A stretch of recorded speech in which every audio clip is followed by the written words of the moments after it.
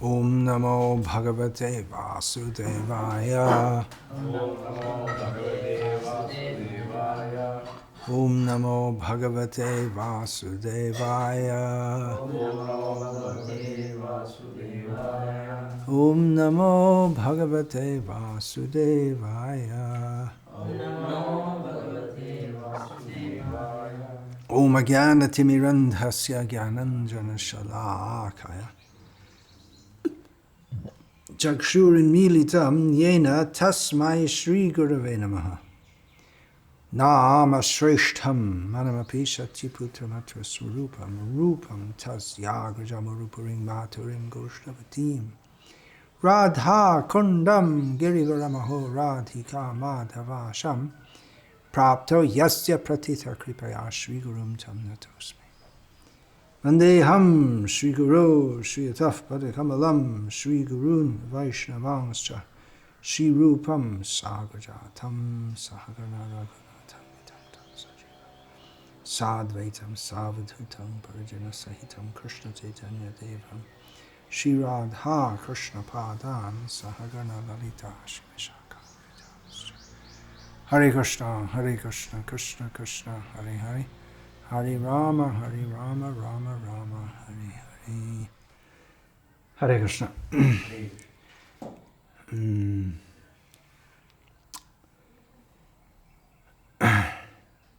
Srila Prabhupada often spoke about establishing Varnashram Dharma, re-establishing and establishing farm communities to that end.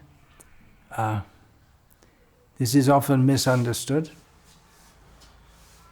Just recently, just a few days ago, one of my disciples was questioning why when Chaitanya Mahaprabhu, he rejected this.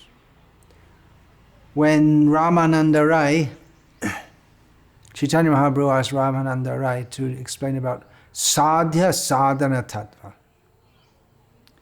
Sadhya means the goal of life, sadhana means the means to attain it. Chaitanya Mahaprabhu himself knew very well, of course, that the aim of life is prema pumarto mahan, to develop love of Krishna is the ultimate goal of life.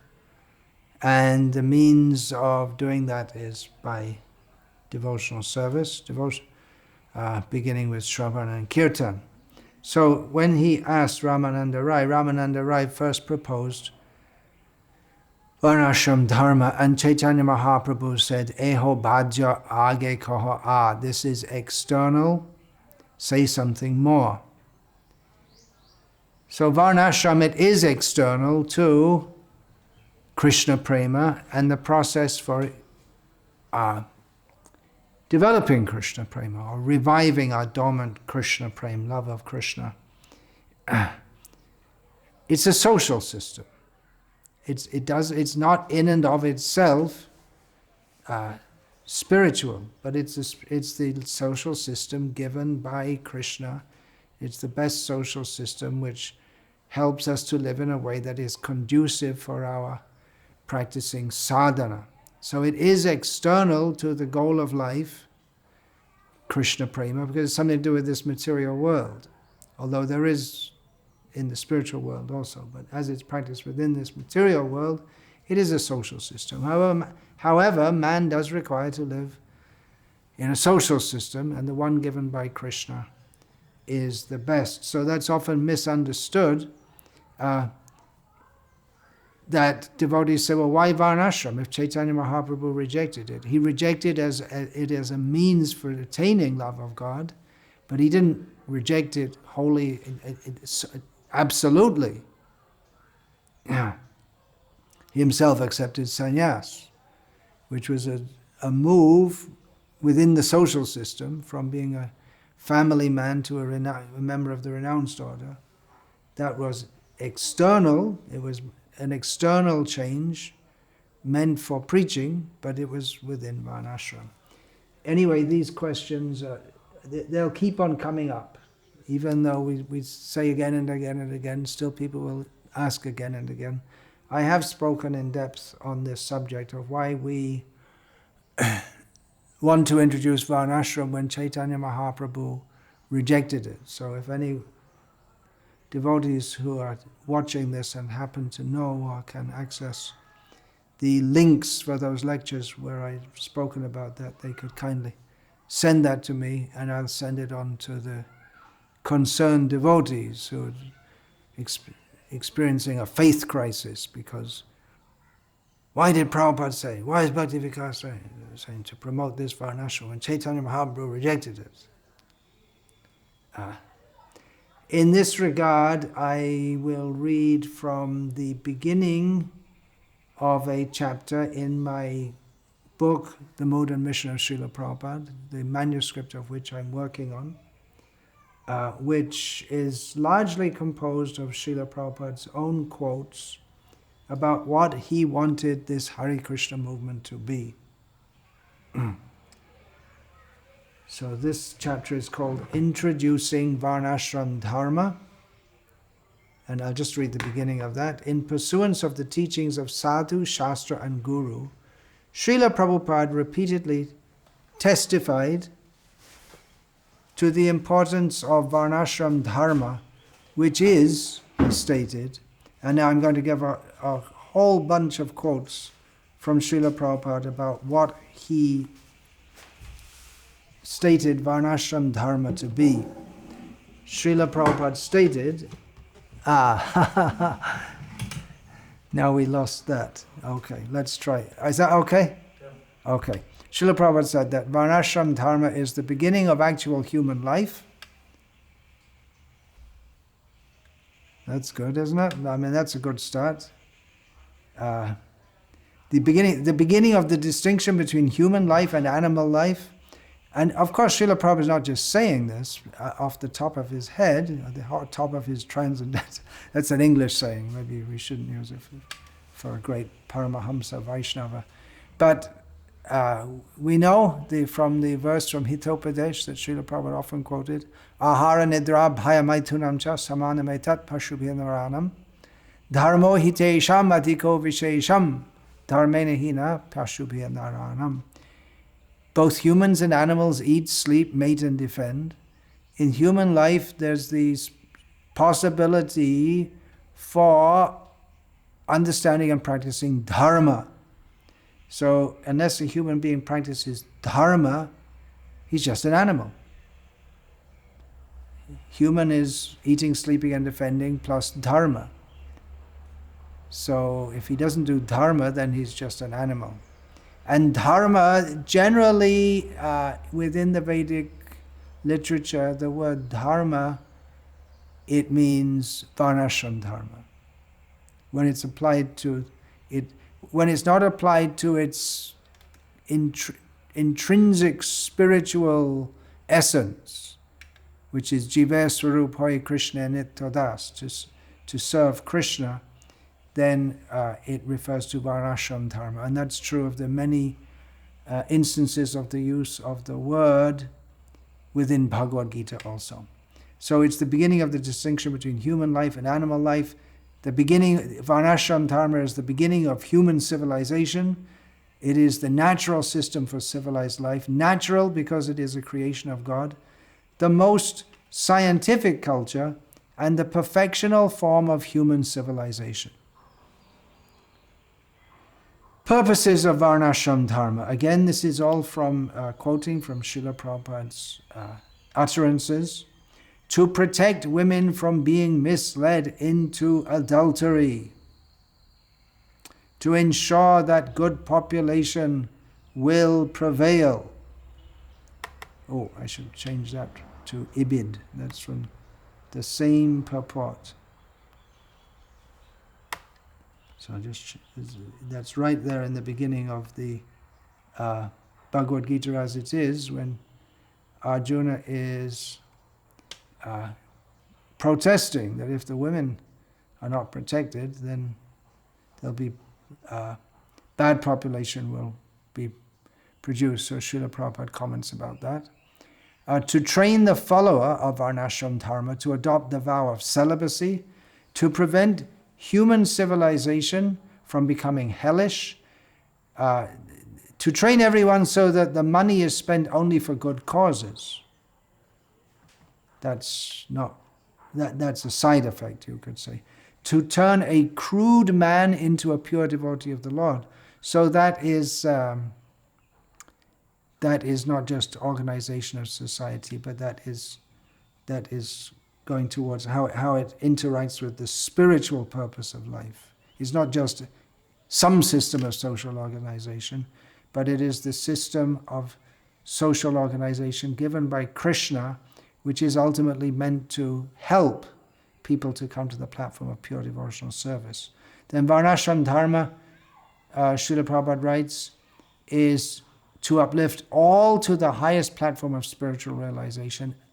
And again, Srila Prabhupada writes, the ultimate reason it is to satisfy the Supreme Lord. Srila Prabhupada also writes, unless in the human society the Varnashram system is introduced, no scheme or social order, health order, or any order, political order, will be successful. However, Srila Prabhupada also stated, if we once again establish Varnashram Dharma, all problems will be solved.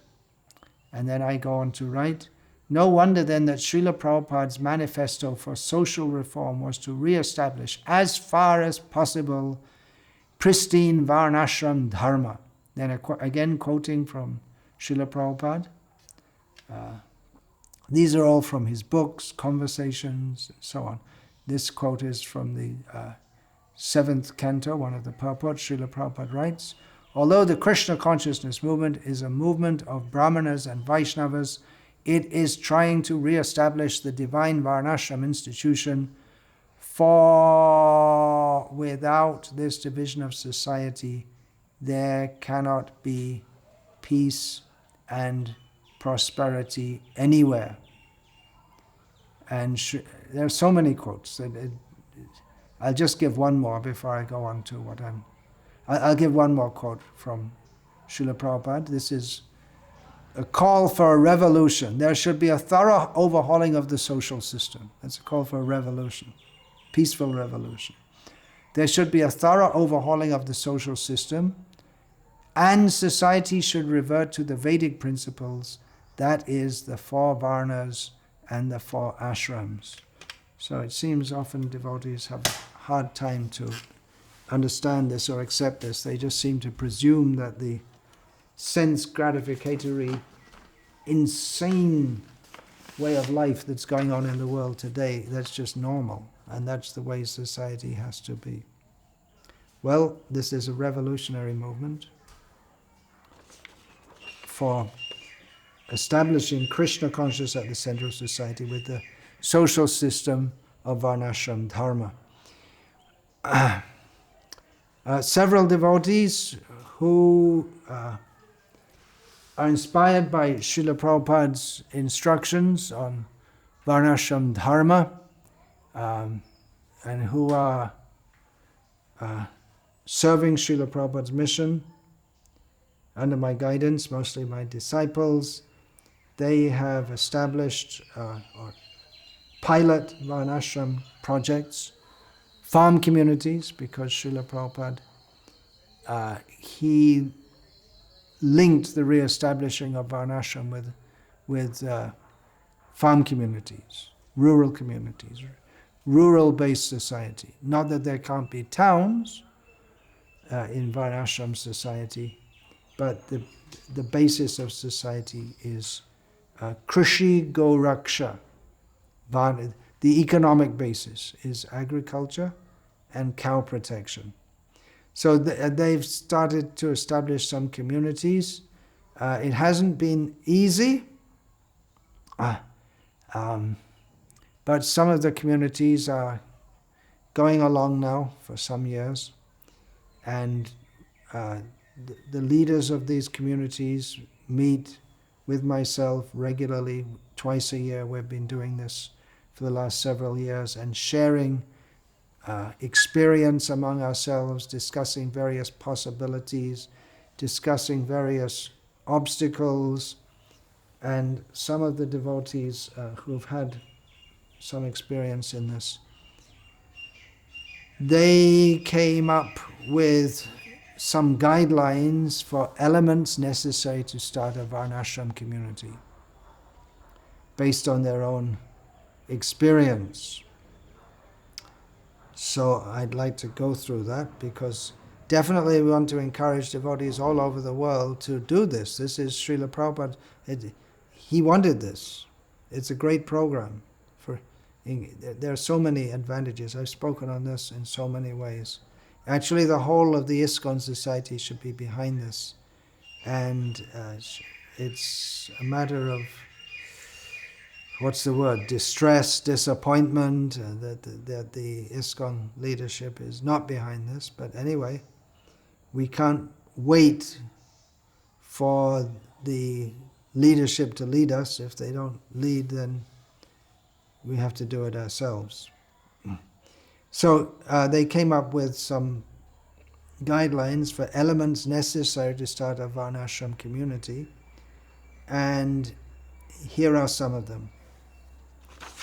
Yeah, here are the points they came up with, and I'll just go through them and comment on them. Because we've seen that devotees, sometimes they become enthusiastic to start a Varnashram project, which is great. Be enthusiastic. But at the same time, we should know that there are various elements which are required if it's going to work. And if you don't have all those elements in place, it's not going to work, or it won't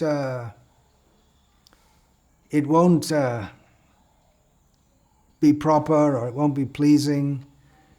Just to give an analogy, there are various elements you require if you're going to cook a meal.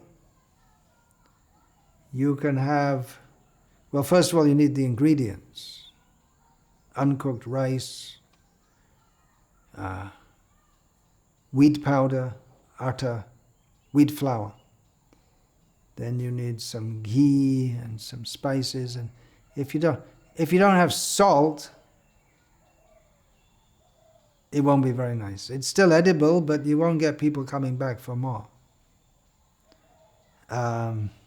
If you don't have any fire or gas or any such thing, then you're really in trouble. And if you have everything else but you don't have fire, it's not going to work at all.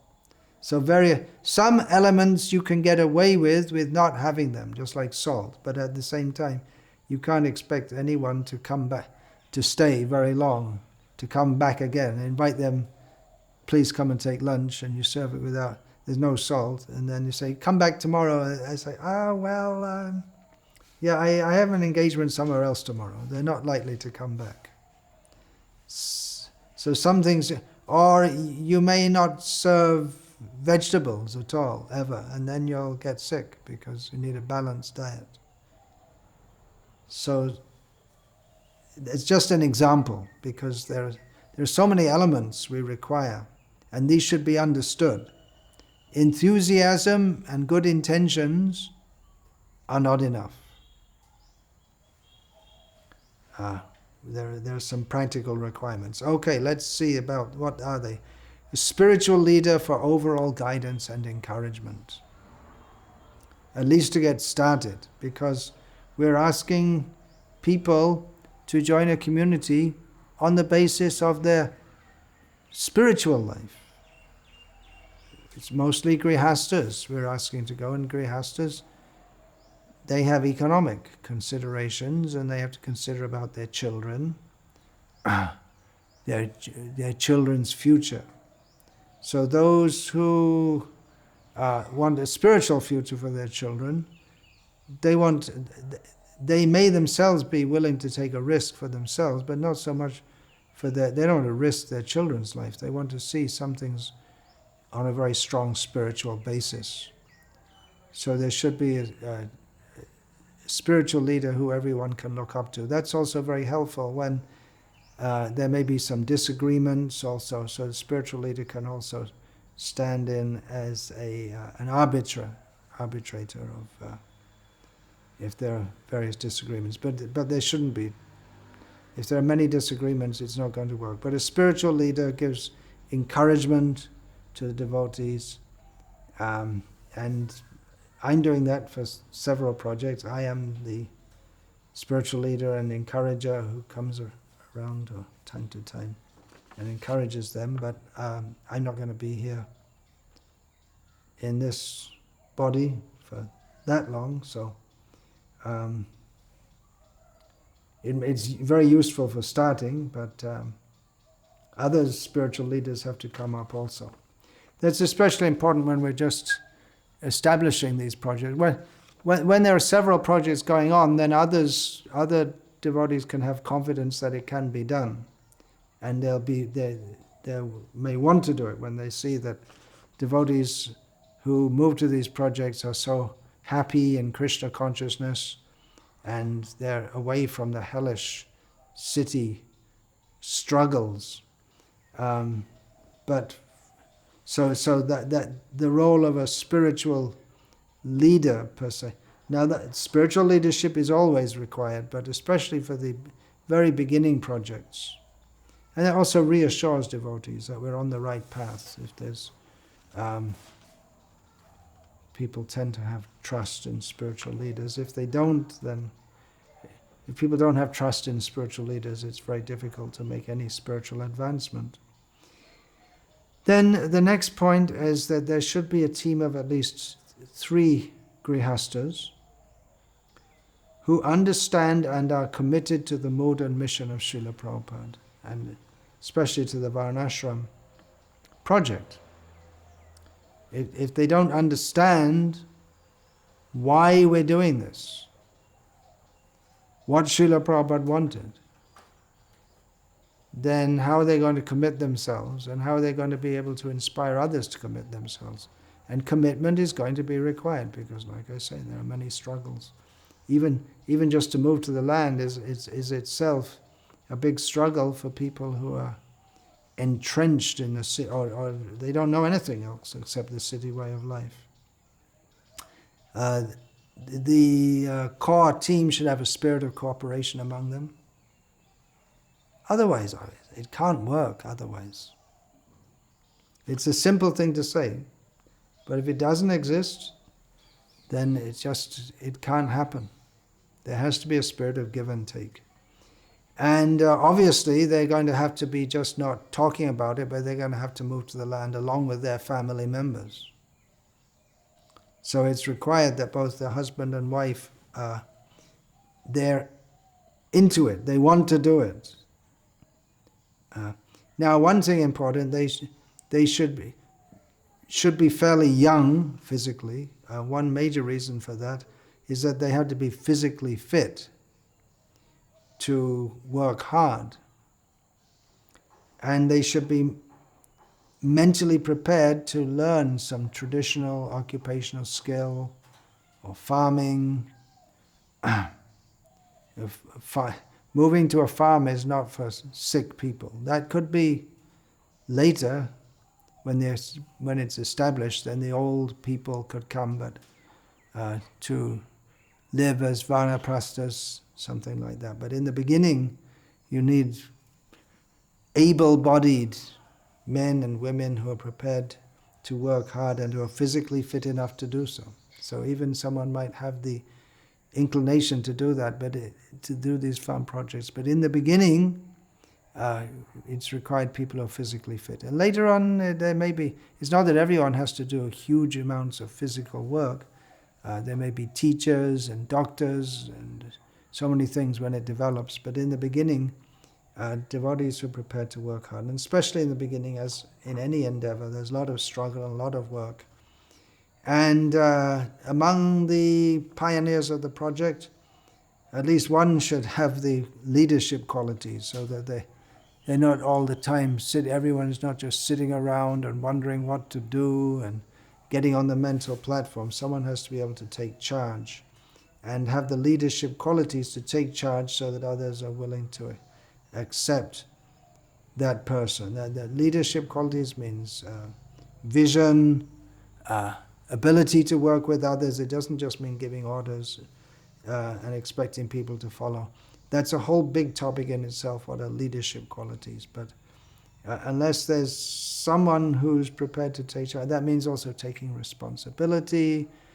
Taking charge isn't all about sitting on a big throne and giving orders, but there are things like paying the bills, dealing with repairs that need to be, something gets damaged and you have to immediately see to it, taking responsibility.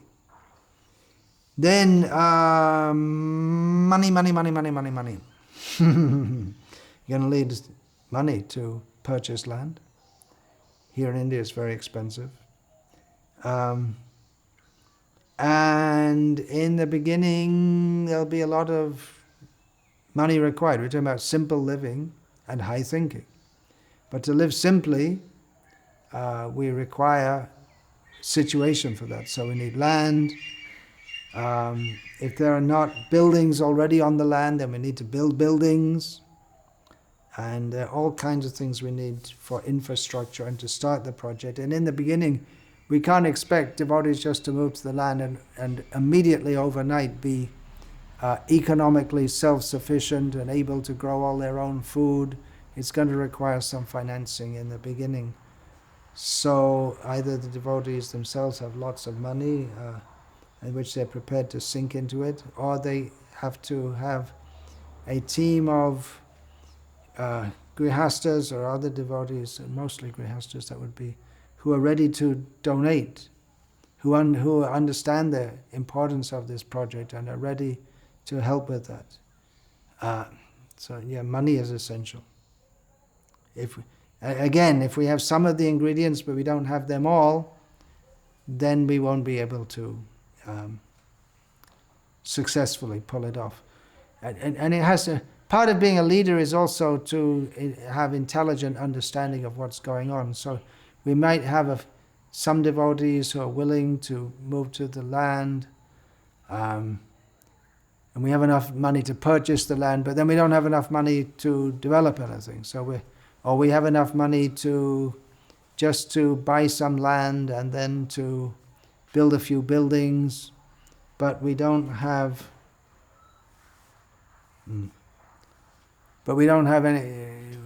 enough to support the project in its opening stages, and then you get stuck. Then devotees get discouraged. So it's a big money investment. It can be done by individual devotees, one by one. They purchase a little land, move there themselves. That's another way to do it, bottom up. But it's more difficult to build a community that way. Also, to be in contact with devotees, a pool of devotees, and then so that they're in contact with the farm devotees, and then they'll come from time to time and visit, and some of them may also want to join, because we want more and more people to join. Unless there are people joining, then it doesn't develop as a community.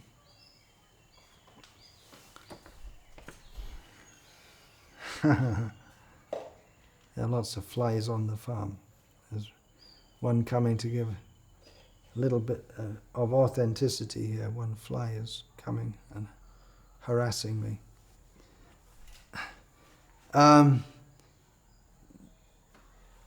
If the community is fairly close to some city, then devotees can come from the city, and they'll come and be enlivened, and then they'll like to support. On the other hand, if you're too close to the city, then there's the allurement of the city. There are advantages to being far away from a city, and there are advantages to being close to a city. So maybe if you're, say, 2 or 3 hours drive away from a city, that might be ideal. There's nothing perfect or ideal in this world. We see some of our ISKCON farms, they're so very remote that devotees don't visit much from outside. And then some are so close that what happens is the devotees living on the farm, they commute to the city for work, and then the whole purpose of the farm project is lost. Now, this is another major point. Unless there's a gurukul, it's very difficult to get grihastas to come and join, because they want education for their children. And that is a major point why devotees like to join the farm communities, because they don't want to send their children to the slaughterhouse educational system, as Srila Prabhupada called it, slaughterhouse for the soul. But that's another major undertaking, is to have a gurukul. It's not easy, can be done, it's going on in our projects, but if it's not there, then it's very difficult to get grihastas to join. So that's another major undertaking. If actually just thinking about it, it seems, how can we do all these things? But actually it is, all these things are going on in several of the projects that I'm involved in. And we can say it's really going on by Krishna's mercy. Because devotees have faith in Krishna, they have faith in the words of his pure devotee, Srila Prabhupada, who so much promoted this, and therefore they're able to establish these projects. It's really Krishna's mercy.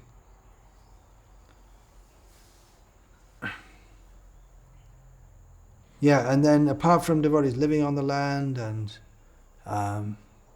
then there are various, apart from Krishi, agriculture, and Goraksha, cow protection, we want to introduce many things, just like weaving and spinning and handloom and pottery, and there are so many village crafts.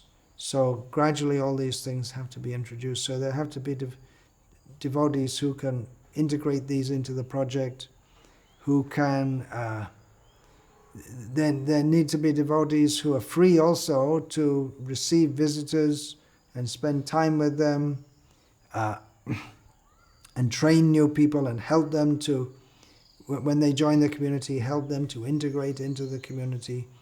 Now, absolutely important is to have suitable land for agriculture. And there have been several projects which ISKCON devotees have undertaken, farm projects, which have failed to develop for the simple reason that the land wasn't good. The soil is not good for agriculture.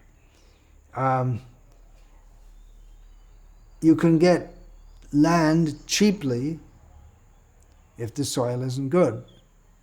So that may be an inducement that we can get so many acres of land at a low price, but then if it's at a low price because the soil isn't good. And then you have to struggle so much just to produce a little food. Whereas if the land is good, and also the rain supply, the water supply, then even without making any effort, so many things will grow. Just like when we were in Sri Lanka, we saw that there's so many jackfruit trees, avocado trees, and just there. It's not that people made any effort to plant them. And of course, bananas, they just grow.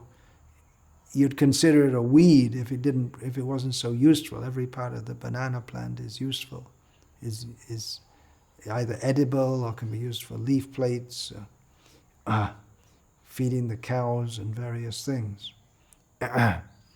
So, but banana trees, they just grow like anything.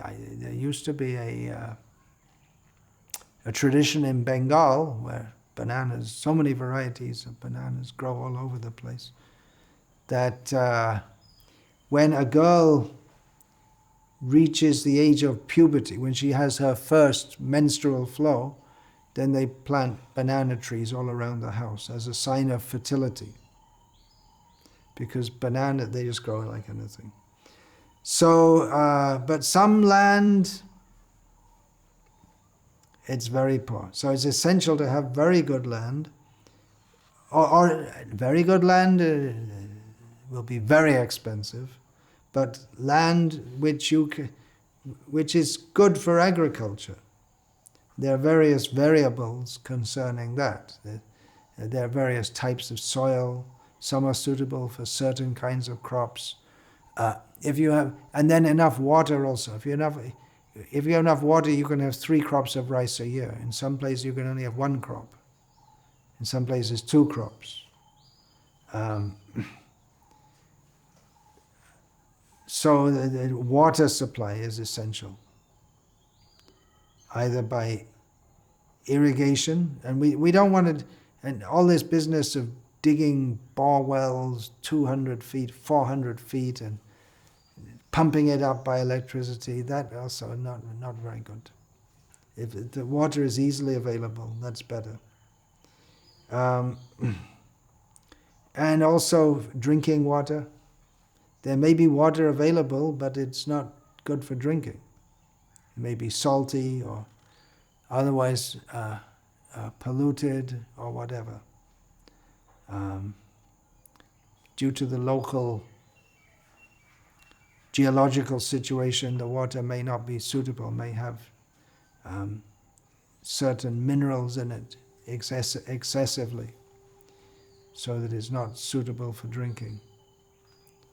So that's there should be, the land should be good, suitable for agriculture, without having to do too much work, and then there should be sufficient water supply, either by rain or by or there may be a river.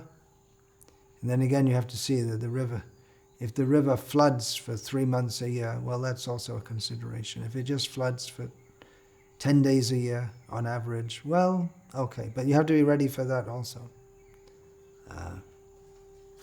So these are a lot of research is required before purchasing some land to see that it's suitable. Now another thing is, when you're purchasing land, you're going to have to see if there are other lands round about which you could possibly purchase in future, because if you just get a little plot and you can't expand, then you're stuck. So that's also required. And of course, we want good land, good soil, and good soil also, if it's on the side of a hill, it's also not very helpful, unless it's already terraced or if it's terraceable. But generally the land which is flat or maybe slightly undulating, but if it's very sloping land, that's also not very helpful. And yeah, the better the land, the higher the price. So we want to get a balance between that, the land which is affordable and also useful for agriculture. If the land is far away from major population centers, it may be good land, and also the price not too high. But then if it's good land, there are usually because the agricultural production is good, then generally those are the places where traditionally cities grow up. Cities traditionally grow up when in area where they're surrounded by areas of good agricultural production. If there are free or cheap lands available for grazing locally, that used to be there in India, in the Western countries, there would be public lands, which are allowed for grazing, but that's not there much, that's decreasing all the time. But if there are free lands for grazing for the cows and other animals, that's useful. Just like we see just outside this house here, there are lands. Did you see yesterday the shepherds came around with cows and sheep, like that. So these are some other points. There are many considerations. Best to discuss with others who have already gone down this path before developing. Don't try to reinvent the wheel. We in starting these projects, we did a lot of research before we started on seeing how we can practically do this. And we're going on researching and finding out from our own experience how to deal with people, how to keep them encouraged. Actually, it's not that difficult to keep them encouraged if they're sincere devotees, and mostly it's only sincere devotees who will join such communities, because there's very little material facility. We don't have electricity on our farms, which immediately means there's a lot of austerity compared to city life, and it keeps things very simple. So generally we have very sincere... It's difficult for people who want sense gratification. They won't like to stay. So that's a very good way to get good people to join, is to have very simple facilities. And if they're serious devotees, which again they will be, then one major reason Srila Prabhupada said for making these farm communities is to increase our time for hearing and chanting about Krishna. So that goes on. We have a lot of hearing and chanting about Krishna at our farm communities, and that really helps to keep everyone happy. So devotees will be happy, and they are very happy, mostly the devotees who are on our farms. From time to time they may be disturbed by, especially if they're new, by their relatives coming and saying, what are you doing? You have a good college degree, you should be earning lots of money, and all these. Why are you putting your children in this school? Why don't you send them to a good school? So they may become disturbed.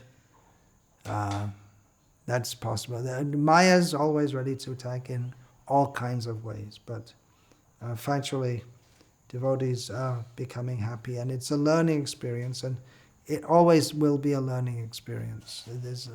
As long as we live, we learn. Live and learn, there's a saying. Unless we're learning, then we're stagnant. So especially this going back to the land or reverting to the old way of life, it's something new. That's why it's called a revolution. Revolution, going back to the original thing. So for us it's something new, although it's the old thing, going back to the old thing. So it's a great challenge. Many devotees told us before we started to do these projects, it's impossible in the modern age. And even there are some still going on saying it's impossible, but actually by Srila Prabhupada's grace we are able to do that. So it's not impossible. Impossible is a word in a fool's dictionary, Srila Prabhupada would say. So the order of Srila Prabhupada is there, it can be done, but it requires intelligence, determination, patience,